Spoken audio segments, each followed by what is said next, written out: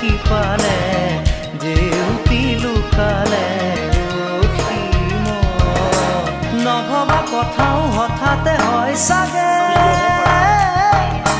পায়ো হেৰুৱালো বুজি পোৱাৰ আগতে